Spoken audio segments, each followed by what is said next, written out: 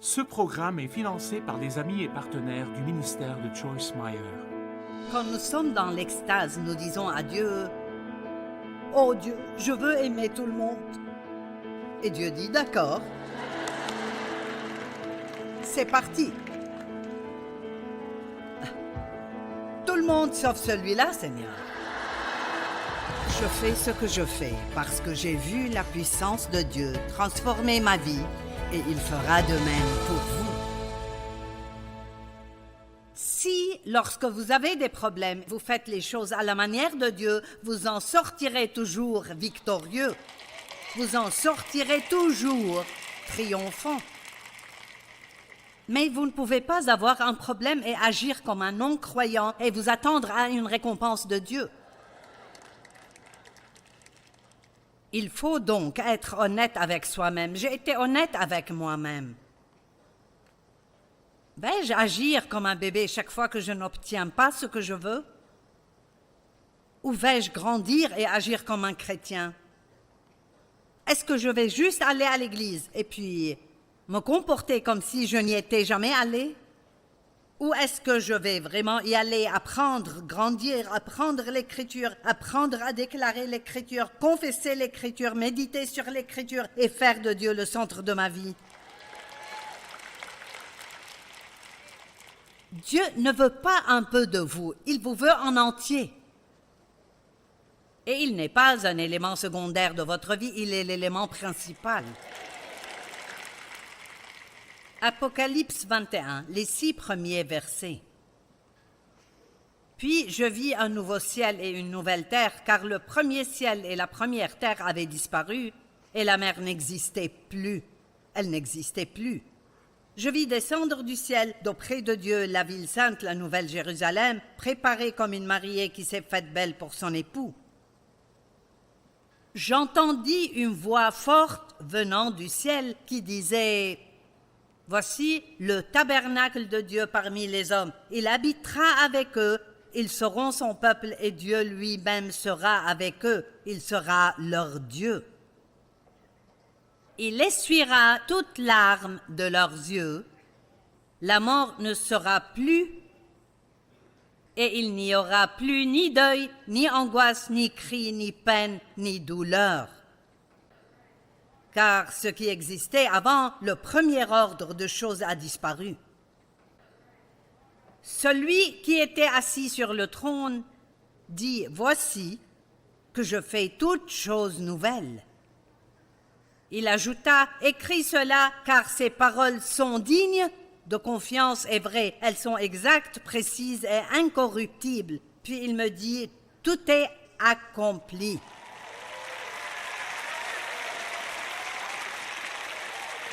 Allons, nous devons vivre cette vérité. Tout est déjà accompli. Arrêtez d'agir comme si vous alliez rester ici pour toujours. Tout ce que vous avez, c'est un passage rapide. Est-ce que ça changerait quelque chose si vous travaillez toute votre vie et à la fin vous obtenez ce que vous voulez? Non. Mais ça pourrait faire une grande différence si vous mourrez à vous-même et vous passez votre vie à aider Dieu à étendre son royaume.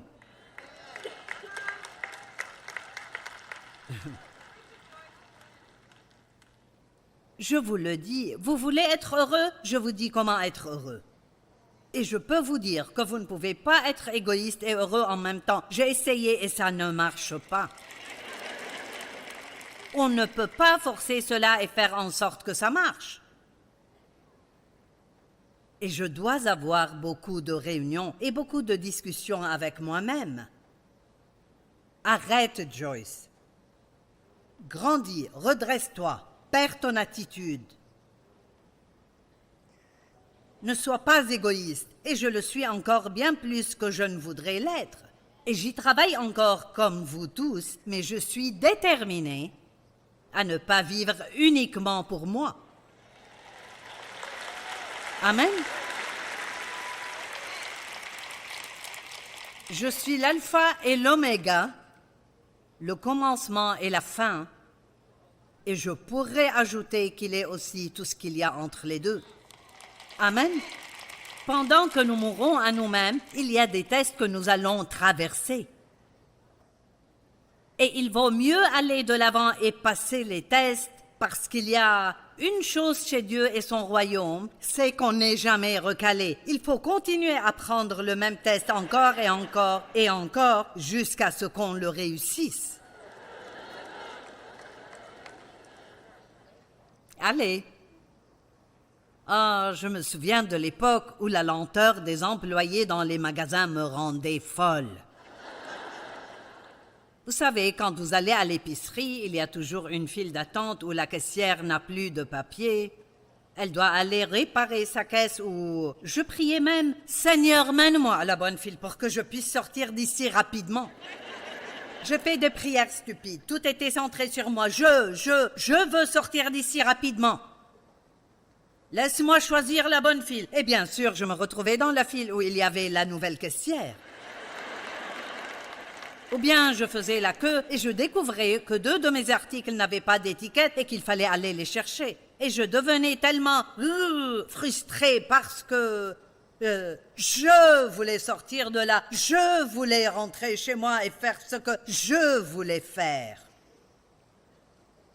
Allez, vous comprenez ce que je dis aujourd'hui?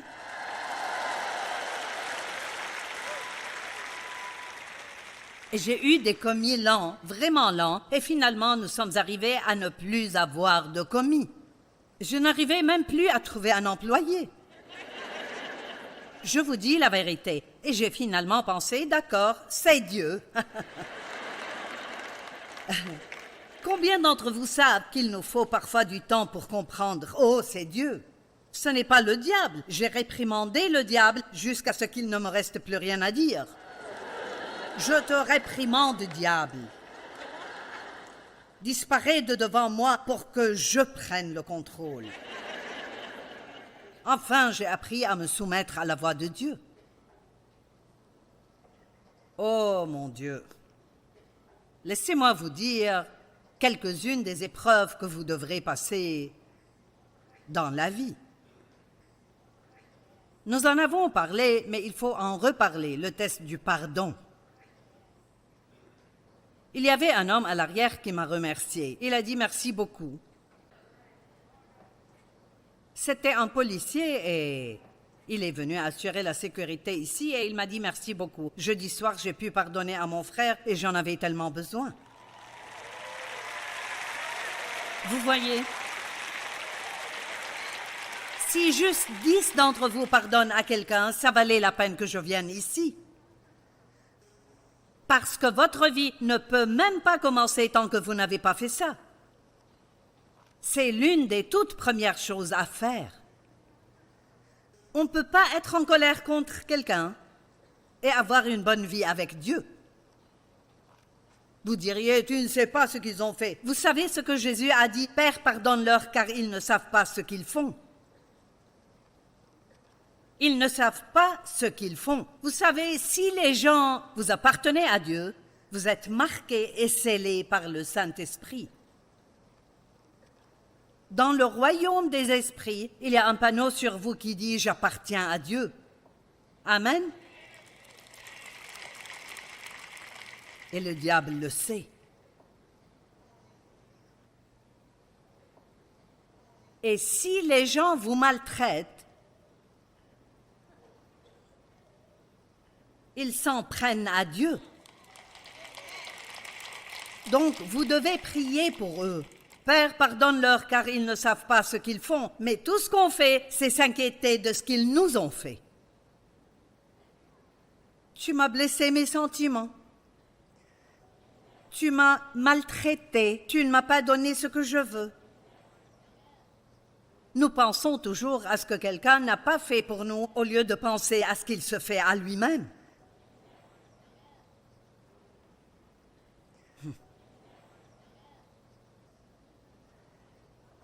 Relisons Marc 11, 24. C'est pourquoi je vous le dis. Tout ce que vous demanderez en priant, croyez que vous l'avez reçu et cela vous sera accordé. Remarquez qu'il ne vous dit pas quand vous l'obtiendrez. Dieu aime jouer ce jeu. Il dit que vous l'obtiendrez, mais cela peut prendre 5 ans. Il se peut que vous deviez passer par le processus pendant 5 ans. Et lorsque vous priez, si vous avez quelque chose contre quelqu'un, une chose est sûre, vous attendrez jusqu'à ce que vous obéissiez au verset 25.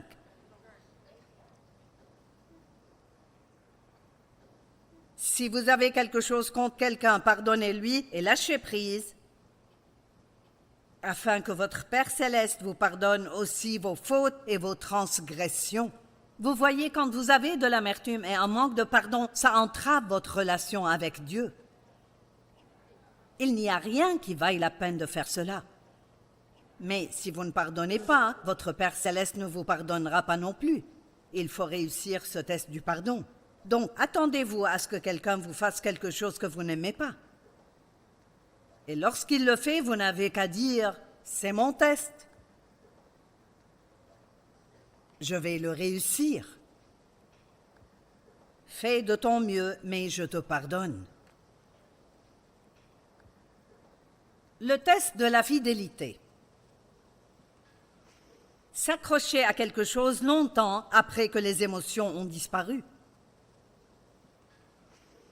Vous savez, j'ai parlé récemment à des responsables et j'ai failli intituler le message « Les 10 premières années du ministère sont amusantes ».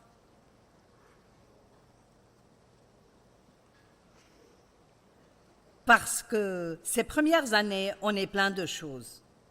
Vous êtes plein de votre rêve, de votre vision, et vous êtes sur l'estrade et vous avez révérend devant votre nom et tout est si beau. Et puis tout d'un coup,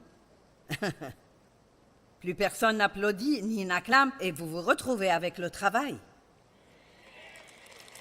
L'année dernière, nous avons organisé notre 40e conférence de femmes et je me souviens que quelqu'un m'a dit « Es-tu enthousiasmée pour la conférence ?» Je l'ai regardé et j'ai dit « Non ». Et il m'a regardé comme si j'avais commis un péché capital. « Qu'est-ce que tu veux dire ?» J'ai dit « Je ne suis pas enthousiasmée, mais je suis engagée. » Qu'allez-vous faire quand les choses deviennent routinières? Serez-vous toujours engagée? Ou abandonnerez-vous parce que ce n'est plus enthousiasmant? C'est ce que font les gens dans un mariage. La lune de miel ne durera pas éternellement. Vous allez découvrir que ses pieds puent et qu'il laisse ses sous-vêtements par terre. Vous n'aimez pas sa façon de presser le tube de dentifrice et tout ça. Je ne savais même pas que Dave jouait au golf quand on s'est mariés. Pendant toute la durée de notre relation, il ne jouait pas au golf. Dès que nous nous sommes mariés, il m'a dit un jour, toute sa famille venait et j'essayais de préparer notre petit appartement. Et il a dit, je vais sortir et faire une série de coups. J'ai pensé, qu'est-ce que c'est? Eh bien, c'est quand vous sortez, vous entraînez et vous frappez une balle après l'autre. C'était notre première dispute. J'ai dit, tu vas rester ici et m'aider à nettoyer la maison. Ta famille va venir. Non, je vais faire une série de coups.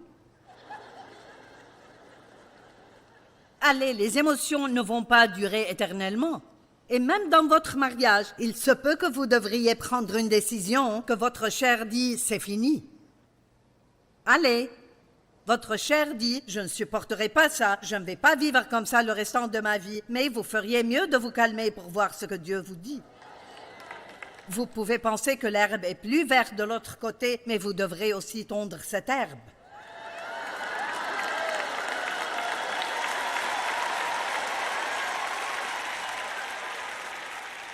Autant garder celle que vous avez, au moins vous y avez mis quelques années. Et laissez-moi vous le dire, si Dave va au paradis avant moi, il n'y a rien ni personne sur cette terre qui pourrait me faire me remarier. Et ce n'est pas parce que je n'ai pas eu un bon mariage, j'aime mon mari. Mais je vais vous le dire, il faut beaucoup de temps pour les former.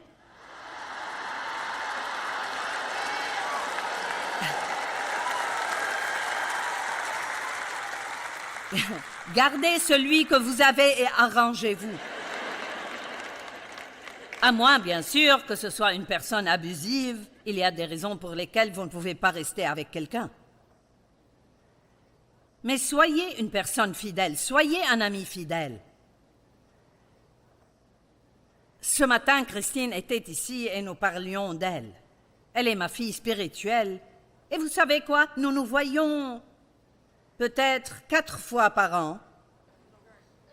Mais peu importe sur quel continent elle se trouve ou dans quel pays elle se trouve, si j'ai un problème, je peux l'appeler et elle prendra le prochain vol et sera là pour moi. Et je le sais. Nous n'avons donc pas besoin de nous prendre dans les bras 6 fois par semaine. C'est une amie fidèle. Amen. Et mes enfants sont tous fidèles. Lorsque mes jambes ne marchaient plus, pendant 2 mois et demi, mes enfants se sont relayés et quelqu'un est resté avec moi 24 heures sur 24, 7 jours sur 7.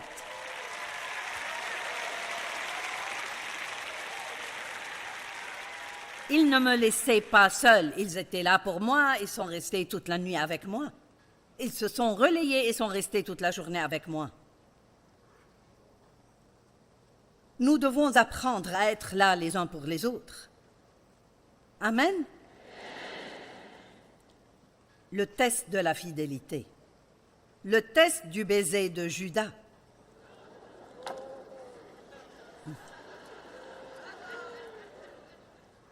La trahison. La trahison de quelqu'un que vous aimiez et que vous pensiez qu'il vous aimait. Cela m'est arrivé. J'avais un groupe d'amis que je pensais être mes amis, qui ne me feraient jamais de mal. Dès que vous commencez à penser cela de quelqu'un, vous vous préparez des ennuis.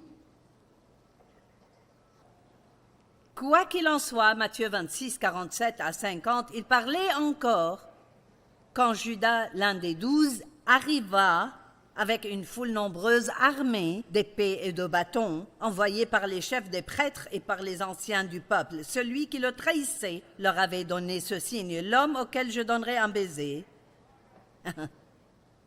trahi par un baiser. 49. Aussitôt, il s'approcha de Jésus en disant « Salut, maître !» et il l'embrassa. Quel four! Et il le serra dans ses bras et l'embrassa. Et regardez la réponse de Jésus. Jésus lui dit « Mon ami ». Il l'appelle toujours ami, même après cela. Le test du rejet. Satan utilise le rejet plus que tout pour empêcher les gens d'avancer. Vous savez, quand vous êtes dans le ministère, vous êtes promu dans le ministère tout comme vous êtes promu au travail, sauf que c'est Dieu qui fait la promotion. J'ai enseigné des études bibliques à la maison pendant 5 ans et Dieu était prêt à me promouvoir à un poste dans une église. Et j'ai eu un gros rejet à ce niveau. Et les gens vous envoient un message silencieux. Si vous faites ça, nous ne serons plus vos amis. Mais vous savez quoi? Vous devez être assez audacieux pour dire bye. Adieu. J'ai un ami qui est plus proche qu'un frère, un ami qui ne me quittera jamais et ne m'abandonnera jamais. Adieu.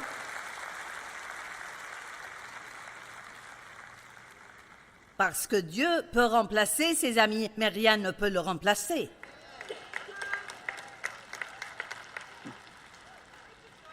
Et cela m'est arrivé 3 fois. Quand j'ai été ordonnée, plusieurs personnes ont dit « ce n'est pas bien.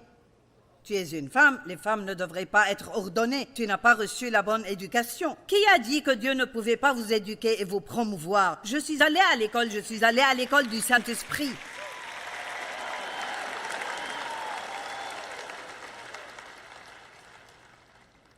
Et j'aime ce verset, Psaume 27, 10. « Même si mon père et ma mère viennent à m'abandonner, L'Éternel m'accueillera et m'adoptera comme son propre enfant.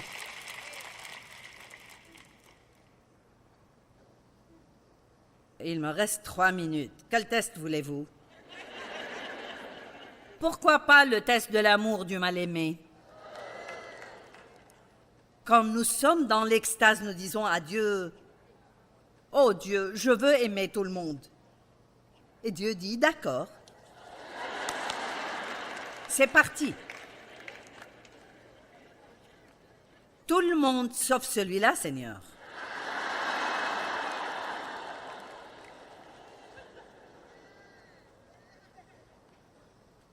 Et dans le chapitre 6 de Luc, il déchire tout. Il dit, si vous aimez ceux qui vous aiment, quelle reconnaissance en avez-vous? Les pécheurs aussi font cela. Et il continue avec ça. Non, nous sommes moins pour aimer les gens qui ne sont pas faciles à aimer. Nous sommes moins pour aimer les gens qui ne nous aiment pas. Je ne sais pas si vous me croyez ou non. J'ai dit, nous sommes moins pour aimer les gens qui sont difficiles à aimer.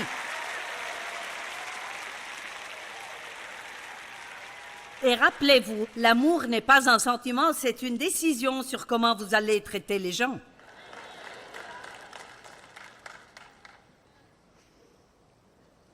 Mon Dieu, si nous pouvions dépasser nos sentiments. Le test de ne pas se plaindre.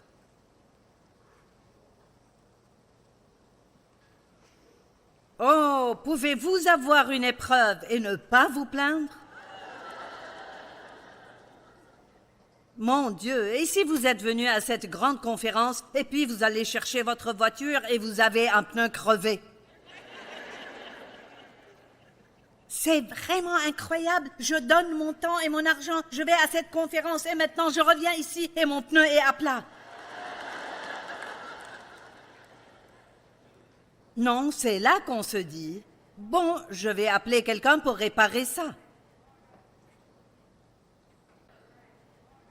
Oui, c'est dur, c'est si dur. Il faut... Parce que ça veut juste sortir de votre bouche. Le test de la paix dans la tempête. Le test de l'attente de Dieu est de ne pas prendre les choses en main. Je vais vous lire les autres. Le test des motivations pures. Ce n'est pas ce que vous faites, c'est pourquoi vous les faites qui importe à Dieu. Pourquoi suis-je ici? Certainement pas pour vous impressionner. Il y a des gens, au fond, ils ne comprennent pas vraiment. Ils disent, c'est un beau spectacle. Je dis, mes amis, ce n'était pas un spectacle.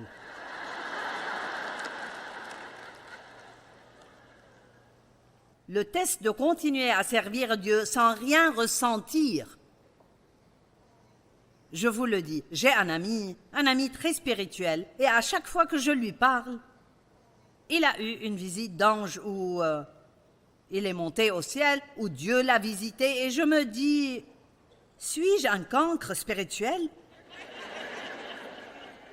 Je me dis que je n'ai jamais vu d'ange, que je n'ai eu que 2 ou 3 expériences extraordinaires dans ma vie. Où es-tu, Dieu? Je crois par la foi que tu es là. Allez, vous n'êtes pas les seuls à ressentir cela. Mais il faut vivre en fonction de ce que l'on sait, pas de ce que l'on ressent. Je sais que Dieu est avec moi. Je n'ai pas besoin de sentir qu'il est avec moi. Je sais qu'il m'aime. Je n'ai pas besoin de sentir qu'il m'aime. Je sais qu'il va revenir. Je n'ai pas besoin de ressentir cela. Je sais que je sais que je sais que je sais.